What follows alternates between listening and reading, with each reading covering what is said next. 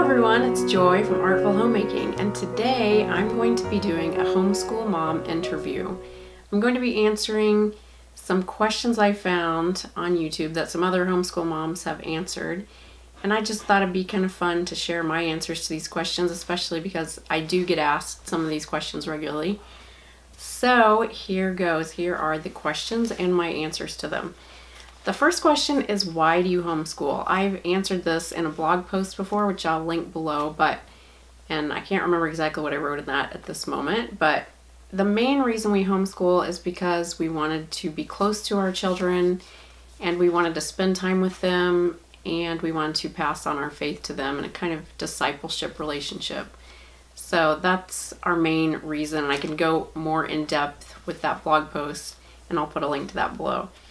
The next question is, does your extended family support homeschooling? And I am so thankful that yes, our immediate extended family, our parents, they have been very supportive of us through the years, and we're very thankful for their help and their support and all of the positive comments they've given us about, what they think about our choice to homeschool. So we've been very blessed to have both sets of our parents be very supportive. So the next question is, were you homeschooled? No, I was not. I went to public school up through 10th grade, and then I went to a private Christian school for a while, and then I went to a private Catholic college prep school, and then I returned to public school. So I've had a couple of different experiences with school environments, but I never did actually formally homeschool. I did homeschool myself a little bit at the end of my high school years and try to finish up my education from home on my own. So I did do some of that, but I wasn't formally homeschooled. And in fact, I'd never heard of homeschooling until I was 16, and I met a homeschool family in a bookstore. And after I heard their story, I thought, that is definitely what I want to do. And my husband also, he went to public school. All of his school experience, so we were both pretty much public school. What is the best advice you have to give? I would say don't compare yourself to other homeschool moms. That would probably be the biggest advice. It's very easy to do, and it's very hard to keep yourself from doing it most of the time.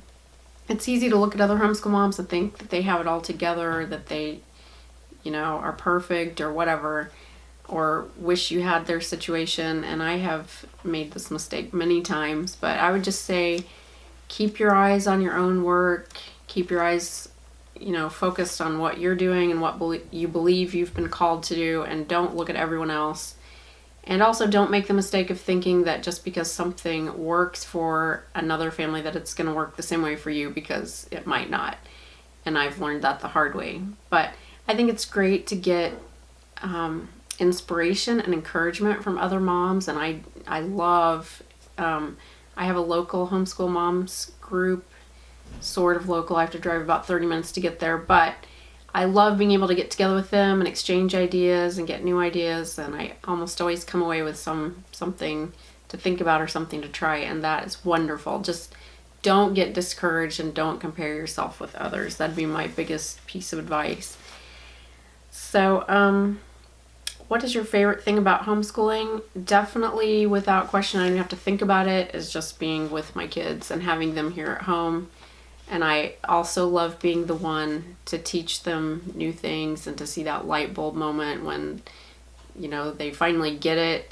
I've loved teaching all 5 of my kids how to read. That's been probably one of the most rewarding experiences I've had as a person, as a wife, as a mother. It's just, I love it.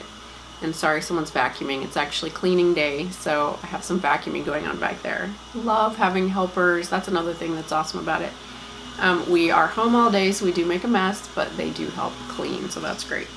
So my least favorite thing about homeschooling, I've seen other moms say this, and I hate to seem like I'm saying the same thing, but I think it's because we all have experienced this, and we all kind of feel the same way about it.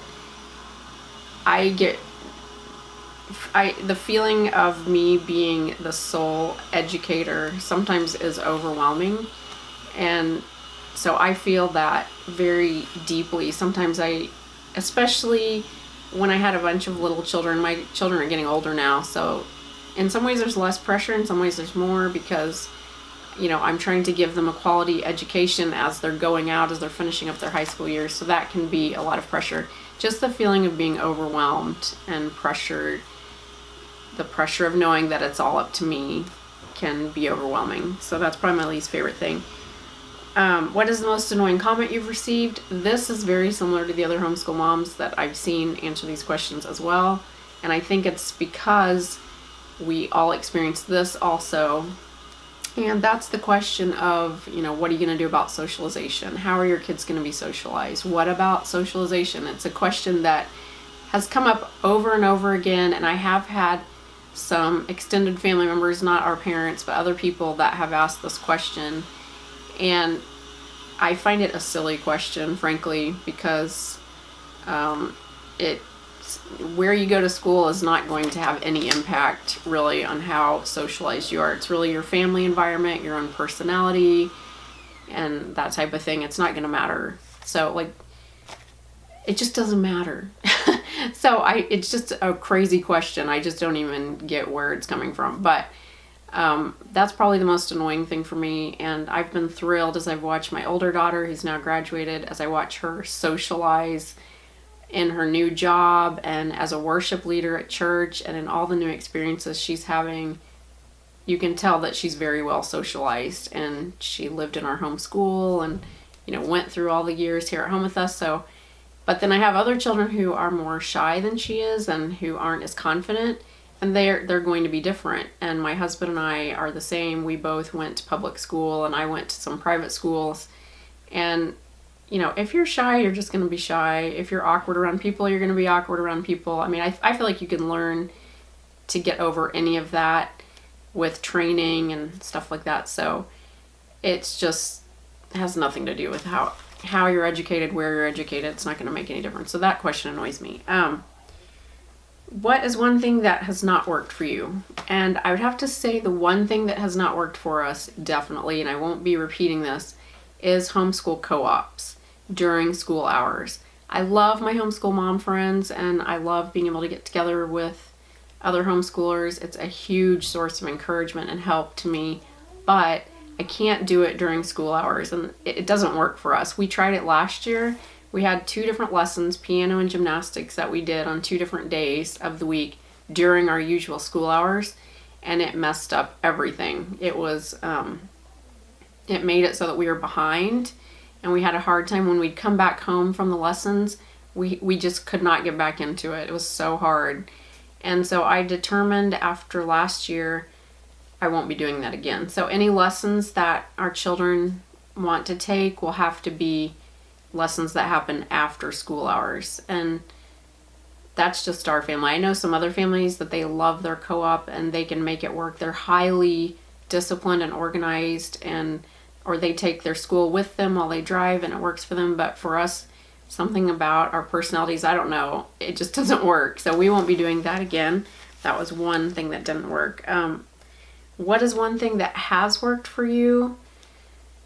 One thing that I love, and I just love doing it this way, and for me it just works, is having everyone studying the same history at the same time at their own levels. So like this year, my 11th grader is doing American history with the Not Grass history workbooks. And so she's not doing the same thing. The rest of us are using Beautiful Feet books, and she's doing Not Grass on her own. But we're all studying American history, so we're all on the same page. And for some reason, I just really like that. I like that we're all studying the same time period. And so next year, we will go on to ancient history, all of us at our different levels. I'll have a 12th grader, and I'll have, my other children, and we'll all be studying the same thing. For me, that works, and I love doing it that way. So we'll continue to do that. What is your homeschool style? We're pretty eclectic. We've tried many different curricula and many different approaches. For the most part, right now at this point in our journey, we tend to lean very heavily on classical and Charlotte Mason, kind of a combination of the two. I've been heavily influenced by writers that were for classical education and for writers of the Charlotte Mason method. And I kind of like things from both of those, so I tend to add both of those into what we're doing. So since we're kind of, I kind of call us Charlotte Mason classical people, but maybe eclectic would be a better choice because we use a variety of things and a variety of methods. But so that's kind of where we fall on that. And then the last question is, does your spouse help with homeschooling? And my husband works from home, so he's always here, and he doesn't do any of the formal homeschooling. He doesn't teach lessons or anything like that. But he's always available to answer things that either I don't have time to answer, that I don't, or that I really am kind of like, whoa, ask your dad. As you get into upper level math and things like that, sometimes I'm kind of not sure about the answer to the question, so I'll send him to my husband because he is good at math and he's good at science, math, really technical science things. And so I usually rely on him for those subjects. He doesn't teach them, but he's always there to answer a question and he's good at answering it. So he helps in that way, and he also helps in a very supportive, he's very supportive of what I do and the curricula decisions that I make. If I choose a particular curriculum, he's always, there to give input or to help or whatever. So he is very supportive. And at night, he usually tries to ask the kids a question about what they read in their history books or in their literature or something like that, so that we can talk about it, and it just gives them an extra chance to kind of narrate, back what they read and what they learned. So he is very supportive and helpful in that way. So anyway, those are my answers to those questions, and I hope that answered some of those questions if you had them. If you have any other questions you'd like me to answer, feel free to ask them in the comments. And if you'd like to answer these questions on your own YouTube channel, that would be awesome too. You could just answer those and let me know that you answered them. I'd love to hear your answers. So anyway, I hope this was fun and interesting for you. If you liked it, please give this video a thumbs up and please subscribe so that you won't miss any of the other videos I hope to do. So that's all for today, and I'll see you in the next video. Bye!